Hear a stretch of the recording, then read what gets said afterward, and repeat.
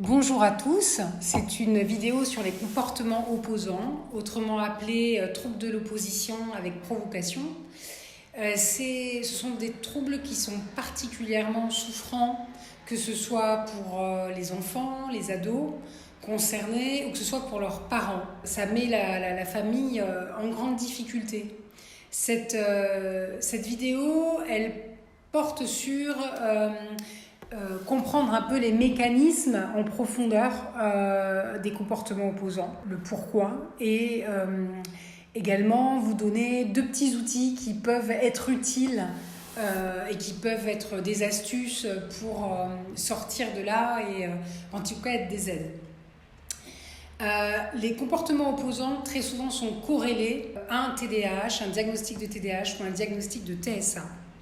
Ils viennent s'apposer, je dirais que c'est comme une conséquence en fait de ces diagnostics qui sont vraiment des handicaps. Et le comportement opposant va être une structure psychique qui va se rajouter, en fait, se construire à partir de ce type de handicap.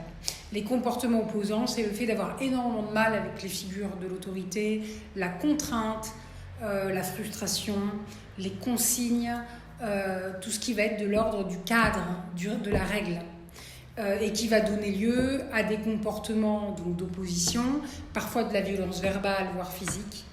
Et c'est le côté systématique, le côté récurrent, qui fait qu'on est dans quelque chose de très problématique et souffrant.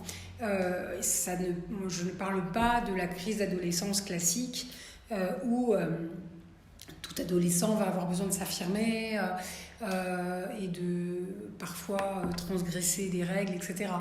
Pour s'affirmer. Là, il s'agit vraiment de quelque chose qui vient surhandicaper l'enfant qui a déjà un diagnostic autisme ou TDAH, puisqu'il y a cette composante comportement opposant qui vient se greffer.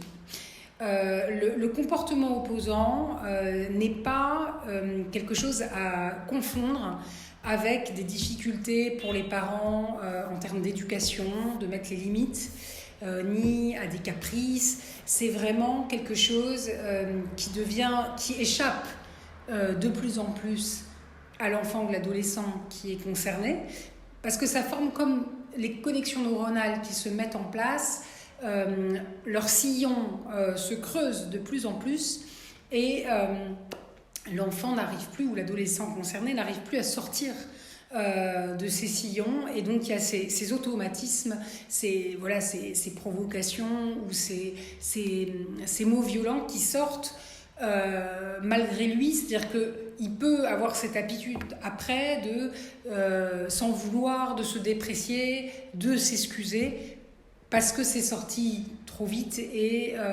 il se rend compte par lui-même que l'attitude ou le comportement n'est pas en phase avec ce qui est attendu, avec le collectif, avec les personnes qu'il côtoie. Je voulais parler du fond, vraiment de la structure psychique et de ce qu'il y a derrière, de ce qui se cache derrière le comportement opposant. Il y a un profond sentiment d'échec et une profonde mésestime de soi qui est liée à une répétition de situations sociales qui se sont mal passées. Comme l'enfant est concerné soit par le TDAH, soit par le TSA, de fait, les relations sociales sont difficiles, compliquées.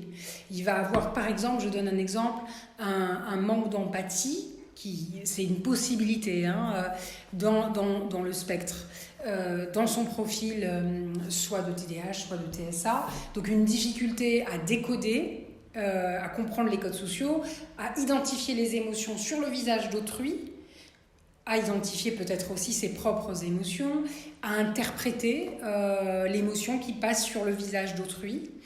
Et ce manque de lecture du visage va entraîner des difficultés à se faire des amis, à comprendre comment ça marche une relation. Également, cela peut être en lien avec un manque de flexibilité, un besoin de répétition dans les routines, dans les horaires, dans les planifications de la journée, qui font qu'il y a un manque de flexibilité dans la façon de fonctionner au quotidien. Donc tout cela ne va pas favoriser des relations sociales harmonieuses. Donc il peut y avoir une très grande difficulté à se faire des amis, très peu de possibilités d'avoir accès à des moments de socialisation, d'anniversaire, de fêtes, d'être invité chez des amis de manière inopinée au dernier moment. Tout cela va devenir de plus en plus rare, difficile, compliqué. Et donc, ça finit par aboutir à un sentiment d'échec, de mésestime. C'est vraiment cette idée qu'il y a un handicap de base et que l'environnement va faire qu'il va y avoir d'autres handicaps ou de grosses difficultés psychiques qui viennent se greffer au diagnostic qui a été donné à la base. Donc, il va y avoir des carences affectives. Et donc, dans les comportements opposants, ce qu'on voit, la partie émergée de l'iceberg, c'est tout ce qui est en rapport avec la colère. C'est-à-dire que la personne ou l'enfant, donc l'adolescent, va être plutôt à rejeter la faute sur les autres, à estimer que les autres, avec ce fort sentiment d'injustice, n'ont pas répondu, n'ont pas... voilà, c'est la faute de l'autre. Et donc, il peut y avoir effectivement des insultes, de la violence peut-être physique, ou envie de déchirer les papiers, envie de déchirer quelque chose qui est important, en signe d'opposition, de rébellion. Mais la partie vraiment immergée de l'iceberg, c'est plutôt des sentiments en lien avec une détresse profonde et une profonde tristesse qui vont être de l'ordre de la dépréciation de soi. Donc, je suis nulle, je ne suis pas à la hauteur, parce que comme il y a cette répétition de situations sociales extrêmement négatives, eh bien, il y a vraiment un discours intérieur qui se forge et qui va être vraiment...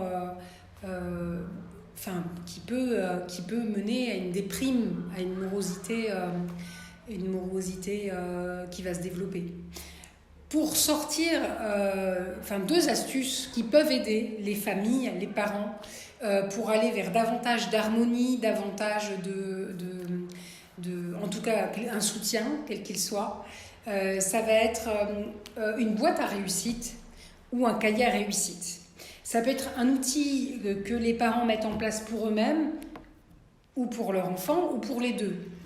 C'est-à-dire que la boîte à réussite ou le cahier à réussite, donc le cahier à réussite de fait, c'est le fait de pouvoir noter tout ce qui a été positif, tout ce qui s'est bien passé dans la journée ou sur une semaine, mais quelque chose qui a été appréciable, on a pris du plaisir, c'est pas une blague dans une voiture où on a pu rire avec son enfant par exemple, on a pu faire sortir sa joie et que c'est pu être un bon moment, ou que malgré ses difficultés, l'enfant a eu un comportement qui a été tout à fait adapté à l'école. Bon voilà, ça peut être à vous de jauger en fonction de la situation, mais c'est de pouvoir noter ça. Alors soit sur une languette avec une date que l'on met donc dans une boîte, comme ça, quand à un moment donné il y a un coup de moins bien, chez l'enfant, il y a cette possibilité de piocher une languette dans la boîte et de se rappeler ce moment positif.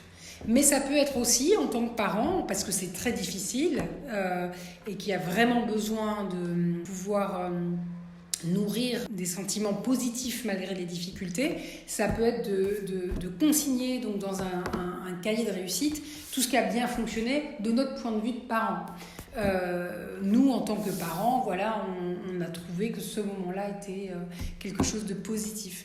Et là, pareil, l'idée, c'est de s'y référer aussi souvent que nécessaire. Un autre...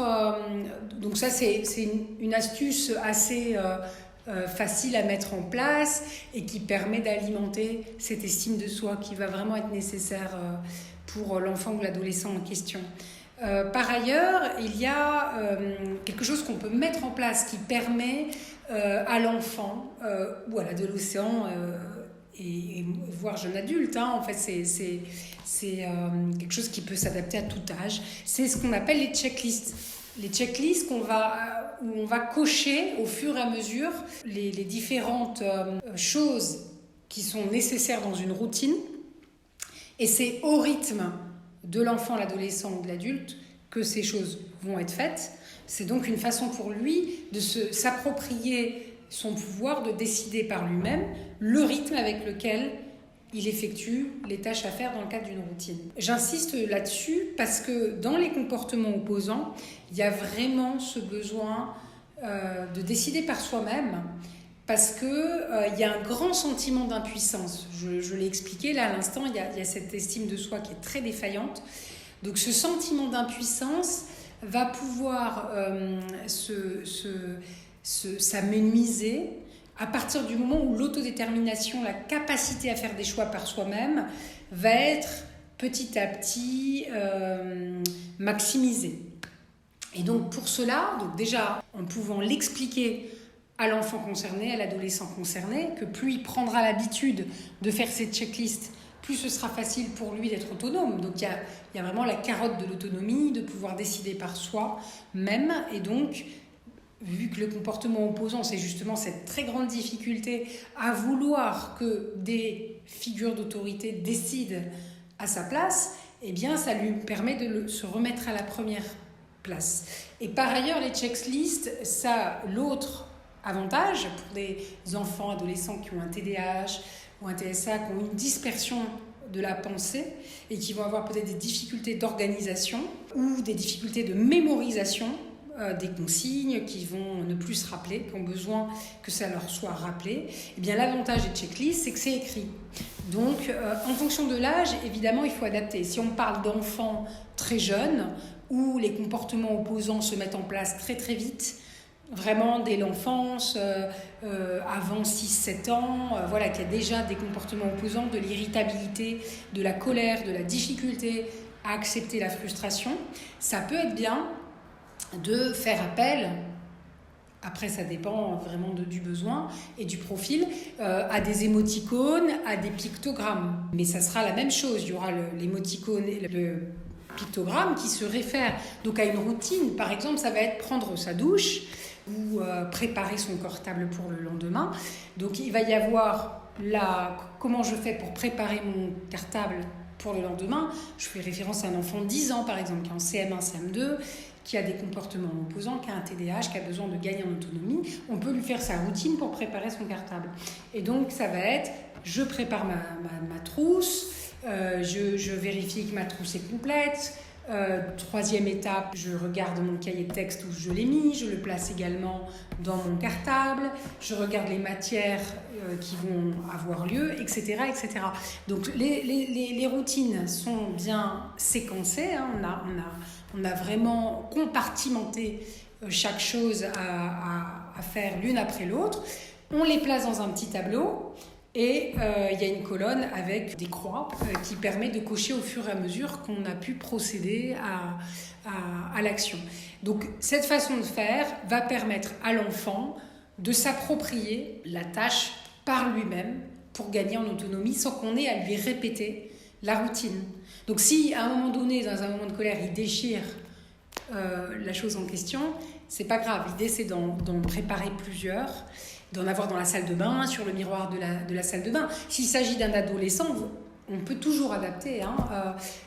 Une adolescente à qui on apprend la routine d'hygiène du visage, ça peut être sur le miroir de la salle de bain ou autre. Voilà ce que je voulais vous dire. J'espère que ces astuces vous donneront envie d'essayer.